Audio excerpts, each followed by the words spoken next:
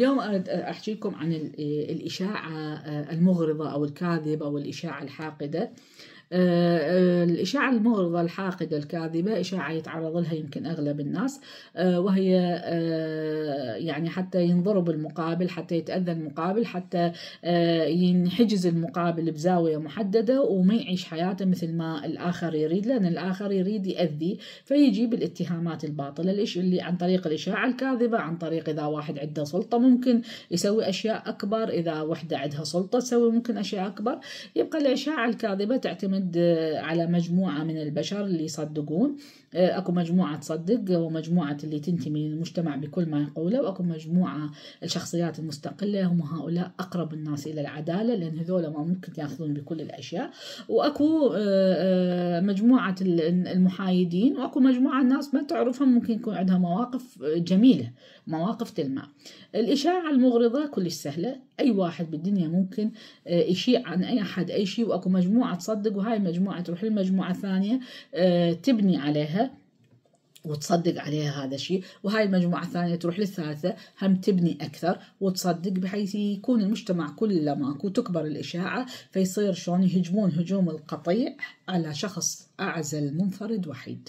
هاي الشكل يسووها، وهاي هي الإشاعة المغرضة. هدفها هو عزل المقابل، لأنه هذا المقابل ممكن يكون ناجح، ممكن يكون شخصية لطيفة، ممكن يكون إنسان ما مؤذي، لأنه طبعا أكو ذاك يوم كتبت فشي إنه الإنسان المو مؤذي يحفز عند الآخرين شهية العض، يعني حتى يأذوه لأنه هو ما مؤذي. زين، فهاي موضوع الإشاعة. شنو سبب الإنسان اللي يسوي إشاعة مغرضة ويثبتها؟ يكون ممكن امرأة سيئة الأخلاق، امرأة لا ذمة ولا ضمير، أو رجل سيء الأخلاق ولا ذمة ولا ضمير، أو امرأة يكون هاي الأسباب النفسية، لا طفولة مشبعة أو مستبدة، أو يعني أنا مرة شفت وحدة أحد يقول لها لا يتعاقب، وشفت واحد إذا أحد يقول له لا يتعاقب. هذول طبعا أكو خطأ كبير بالشخصية، اكو خطأ كبير بالشخصية، اكو عدم ثقة بالنفس، اكو عدم اشباع عاطفي حقيقي، يعني فتشوفه ماكو، فتشوف الشر مالته اكبر. زين، نجي الى المجتمع من يوافق على الاشاعة المغرضة ويوقف ويا الظالم ضد المظلوم، لان الناس على دين ملوكها. هذول طبعا اللي يوقفون هالشكل ويسوون هالشكل، هذول رأيهم محطوط ويا المجموعة، رأي ويا المجموعة، ومو مهم المقابل شي يحس، شي يتأثر، شي يتأذى، هذا مو مهم، لأنه طالما هم بالأمان، هم ما يدرون أنه هم مو بالأمان، لأنه هم هم بشر وهم معرضين، يعني واحتمال أصلا هم معرض، أصلا أكو من يعني يحكي عنهم وهم ما يدرون. يعني بس شنو اللي يوقف الإشاعة؟ أكو قانون اللي توقيف الإشاعة الضارة، هو الكارما. إذا أحد أشاع عنك إشاعة وتهمة باطلة، الكارما راح ترجع لك إياها، خصوصا إذا صدقت واتخذت من هذا موقف، الكارما ترجع لك إياها. إذا أحد يتكلم علي أو عليك أو على شخص آخر، راح أحد يتكلم، راح الكارما ترجعها، يخلي واحد يتكلم عليه. الكارما قانون نافذ المفعول. إذا أنت تصرفت ضد شخص بريء ماكو، تصرفت تصرفات ضده، الكارما راح ترجع لك هاي القصة. الكارما ترجع لك اياها بشكل اخر. هذا انا طبعا دا اتكلمها عن طريق تجربه. زين، هاي يعني هذه موجوده بالحياه، لانه الحياه هاي عداله الحياه، خلينا نقول. من اريد اكمل على موضوع الاشاعه المغرضه اللي تاثر على حياه الانسان، تاثر على بيته، تاثر على حياته، تاثر على كل تفاصيل حياته حسب همقوته شلون هو يواجه الحياة. هذه الإشاعة المغرضة تؤخذ جديات أحيانا، بحيث الواحد ماكو يقوم يكتشف موازين الحياة شنو، يشوف الموقف الأصدقاء، يشوف موقف المعارف، يشوف موقف الناس العاديين. أحيانا يكون عند الناس العاديين موقف الصديق ما يسوي. زين. الموقف الصديق، لما الصديق أو الصديقة لما يتعرض الصديق الهجمة، زين، أكيد يعني أنت راح تتوقع من الصديق أو الصديقة يكونوا وياك، مو يكونوا ويا الظالم ضد المظلوم، ولكن قد يحدث العكس. من يحدث العكس راح تخلي علامة استفهام على موضوع الصداقة. هذا الجانب المفيد اللي أنت تكتشف به منو صديق ومنو مو صديق. وقد يكون اكو انسان غريب ما تعرفه لا يعرفك، هو يكون مثلا يوقف بصفك لمجرد شعر انه اكو ظلم، او يوقف بصفك او يوقف بصفها. هذا موضوع الاشاعة المغرضة موجود بالتاريخ وموجود بالحياة وموجود اليوم. هسه اكو ناس تتآمر، واكو ناس تنافق، واكو ناس تحكي، واكو بالمستقبل هم، ولكن كل هذا موجود ضمن موازين الحياة اللي ممكن تردها بلحظة أو تردها عن طريق الكارما. يعني حكيت أنت على شخص يرد عليك، اتهمت شخص بالباطل يرد عليك، صدقت التهمة ممكن يتهم. هاي قاعدة. نجي إلى التاريخ. أريد أحكيكم فت قصة بالتاريخ عن طريقة الإشاعة المغرضة.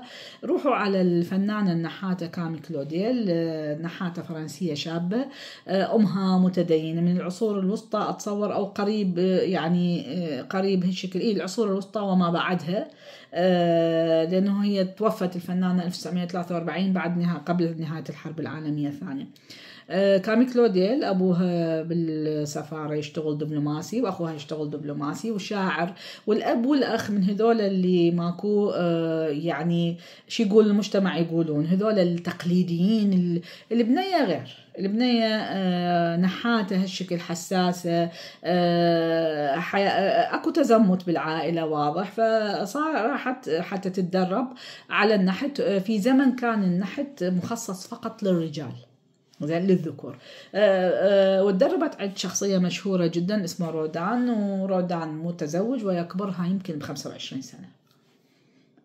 وقعت في حبه وتولهت به، حبته حب، ويقال أنه بادلها حبا بحب، ولكن هو متزوج، ولكن هو مشهور، ولكن هو الأخ يشتغل دبلوماسي والأم متزمتة. شافوا أنه هذه البنية راح تأثر على حياتهم بذاك الوقت وبهذا المجتمع، فاتهمتها الأم، واتهمها الأخ، واتهمها النحات بالجنون، زين.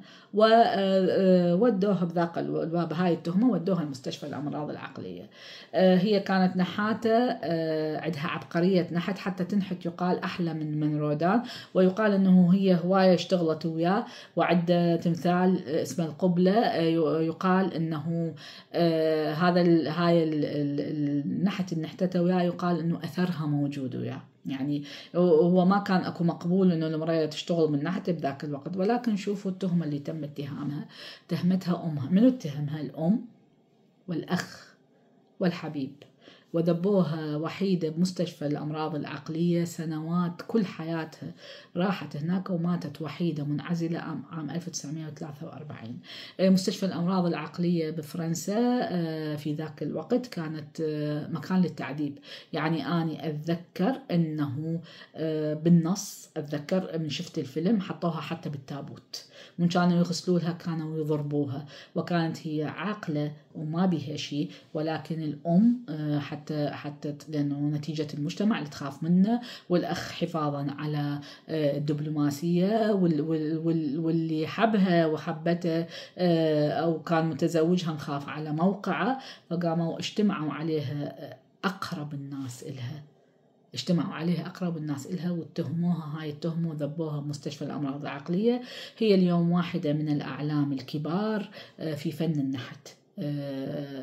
هذه كاميل اللي هي واحدة من هذه. أنا إذا نرجع لقصتها طبعا ونحكيها هاي القصة الكل راح توقف وياها ضد الأم والأخ والحبيب وضد المجتمع، زين.